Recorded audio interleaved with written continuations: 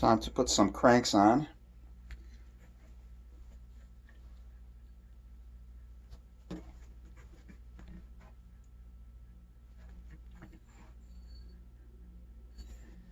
These are 170 46 tooth. I might be replacing the chain ring on it. These were really inexpensive through the State Bicycle website. $59.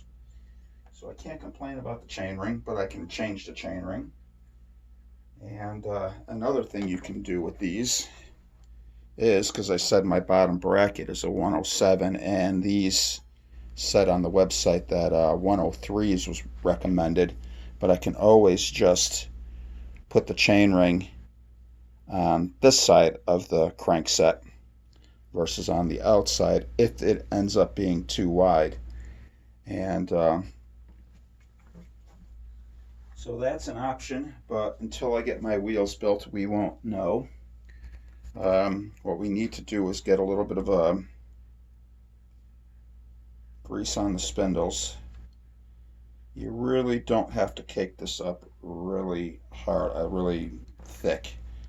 I've seen a lot of other people really put a ton in there, ton in the crank, and I just don't really see a need for it. It just helps to, you just need enough to help it slide on to compress correctly and give it a little moisture barrier in case any, against corrosion and stuff like that.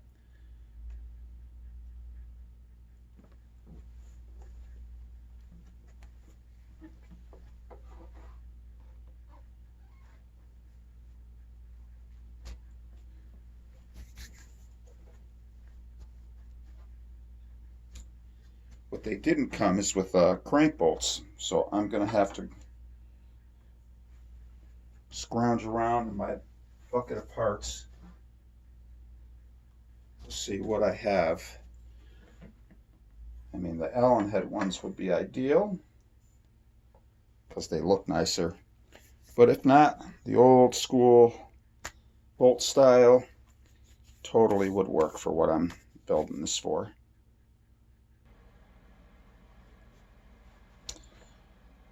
Found some Allen wrench style ones. Maybe not the cleanest, but they will do.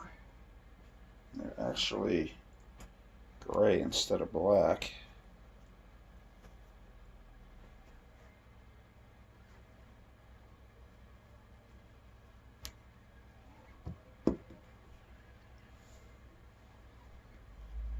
Going to put a little bit of grease on the threads.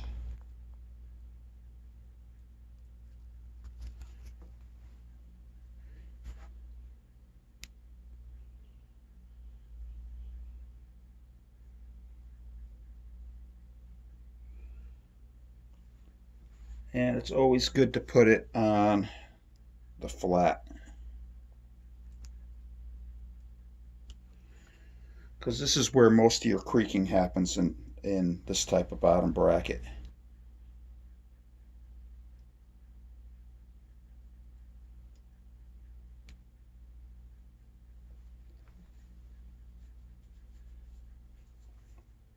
And what I didn't do is find my little Allen wrenches.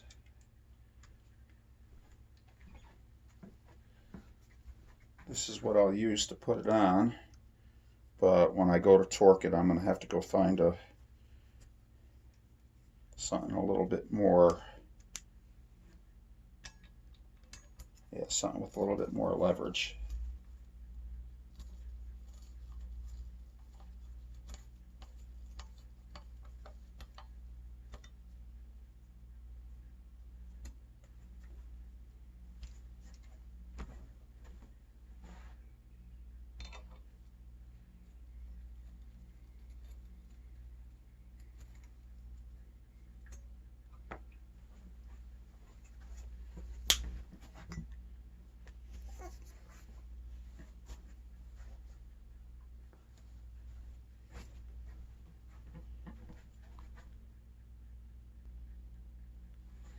This is something I made 20 years ago. It's just a standard 8mm Allen wrench, and I really couldn't get enough leverage even though it was a fairly long Allen wrench, so I just took a block of wood and shaped it down so I can get good grip on it. And yes, I've been using this since the 90s to get leverage on this type of crankset.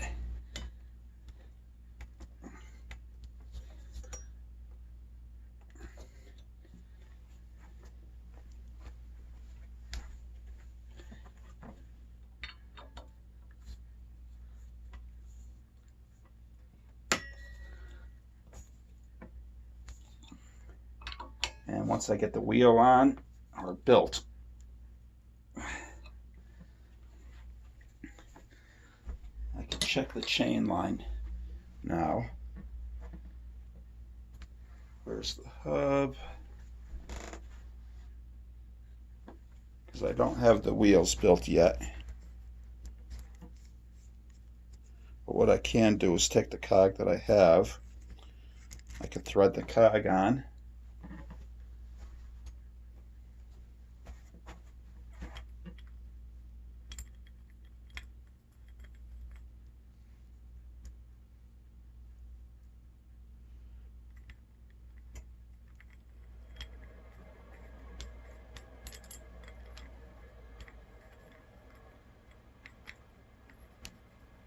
There we go.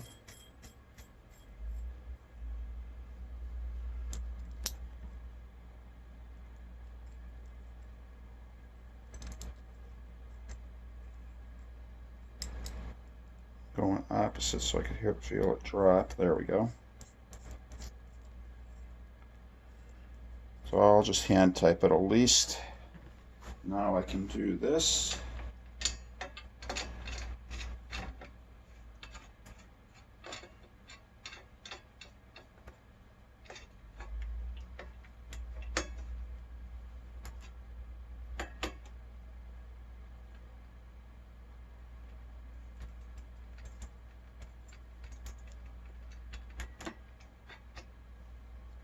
I just want to make sure these tensioners are backed off all the way. That way I can slide it all the way forward.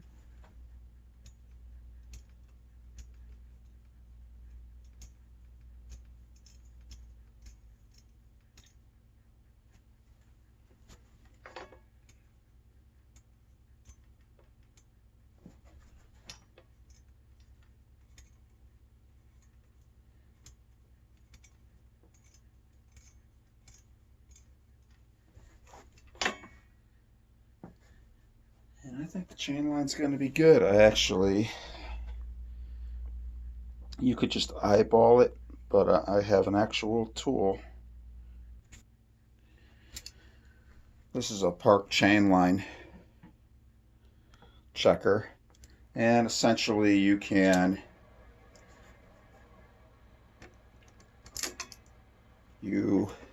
put this over your rear cog and slide it up, and as you can see it steps down, so this should be either in the center or just behind here. And because this is there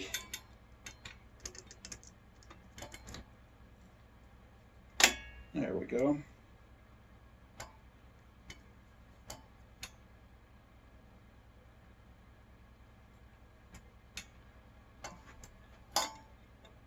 And it looks, there we go. Let me do this. Just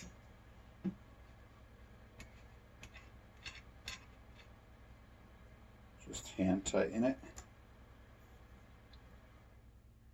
When the wheel's built, I'll be able to see if this is truly centered. But now I got it slid up, hoping the company has it.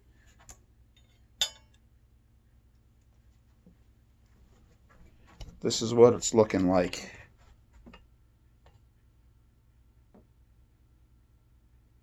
There we go. Worst case scenario is I move the chain ring to the inside, just like I thought I might need to.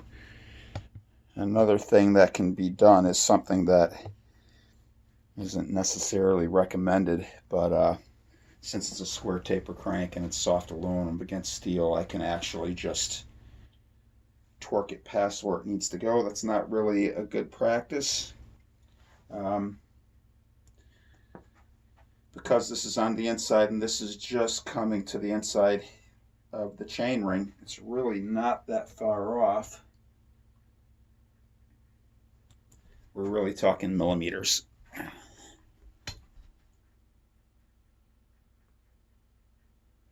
And I'm probably going to be using a BMX chain because it's tend to what I run on fixed gear bikes. And I think I'm just going to put the chain on it once I get it all built up, see how it runs. If it runs all off center and makes a lot of noise, I move this to the inside. If it runs smooth, we're in. It's the great thing about fixed gears and single speeds is they could be off quite a bit. All right, hope my newer stuff comes in and I can get these wheels built up and get to riding this thing. Here's the pedals set that I decided to go with for my new track lacrosse build. I've actually done a video on these before on my Fuji. They're $36 on Amazon, and they're a standard SPD style pedal with sealed cartridge bearings. It comes with the little pins for the flat side of the pedal. Yeah, and they have an odd name, CXWXC, and yeah, they're really nice. Let me cut out the zip ties and show you the rest.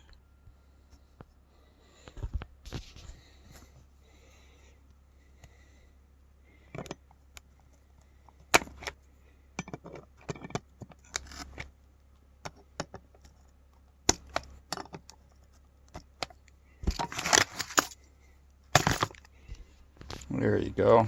That was hard to do one-handed. So I'll make sure the pins are tight. I'll make sure the Allen head there is tight. And they roll really smooth. My broken thumbnail. Yeah, these will work nice because I don't always want to be clipped in. I mean, when I'm pedaling, I'm always clipped in, but there's times when I just want to go to the store or play around in a parking lot. This is where the flat side comes in. Yep, we will get these on the bike and see how they look. Another thing I noticed before I stopped the video is it came with pedal washers, which is really nice because it's always good to have a few of those kicking around.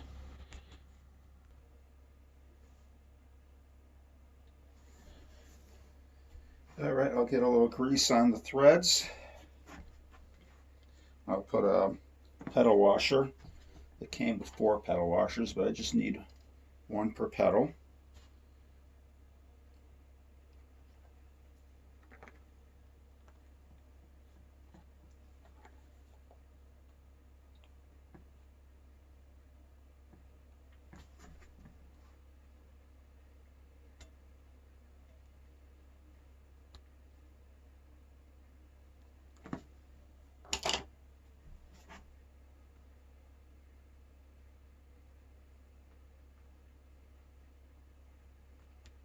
These pedals don't have a wrench flat, so you have to use the Allen wrench in the middle. And never a huge fan of that. I like the more old school approach of 15mm pedal flats. But for the quality of these for the price is quite impressive.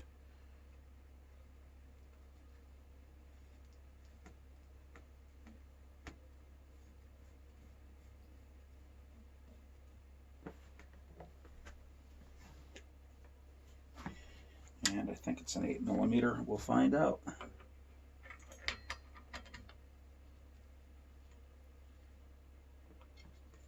Gotta make make sure the pedal washer sits in there nice. There we go. And once I have the other one on, I will make sure that they sit nice and tight.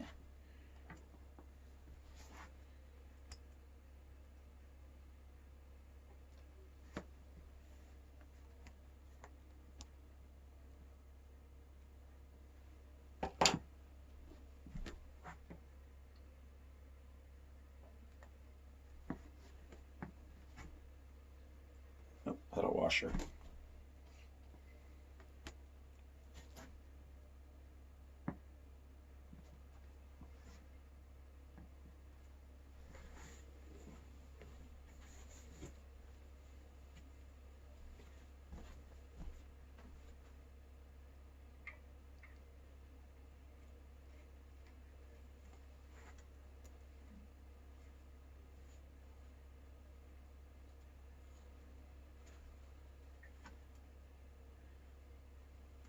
All right, time to go grab a big 8mm so I can get some leverage to make sure they're tight. They don't need to be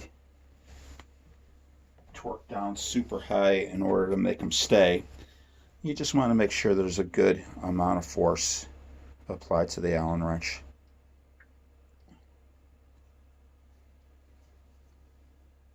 Found me a good size Allen wrench.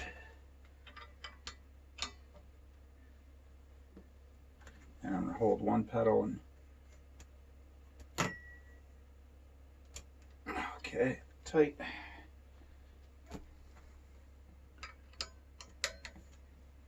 I'll hold this crank arm and apply some force. Now, the only thing really left to do is I like to back the tension out on the springs of my clipless pedals. And then once I ride, I can adjust them up to the tension I need. Most of the times they come, you know, somewhere tension in the middle, but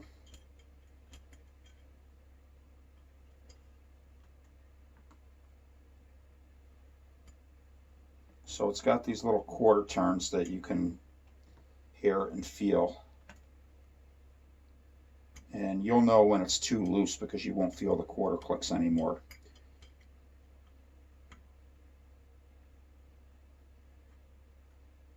Like right now, see, way too jiggly. So I'll come up. There's a quarter click, so I'll go 1, 2. That will give me a nice easy entry. If I'm trying to skid and popping out, I can always tighten them up. But from the factory, I always feel that whoever's on the line, they just tighten them, whatever, and then put them in a box, which is fine. A lot of people like their cleats super tight, and so do I as far as security goes.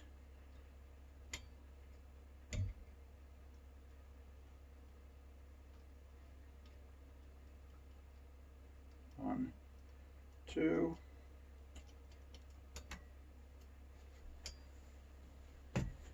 Pedals installed.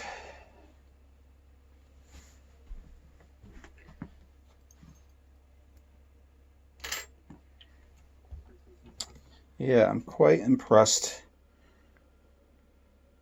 with this. I am sure Chinese made, but it's CNC machined aluminum.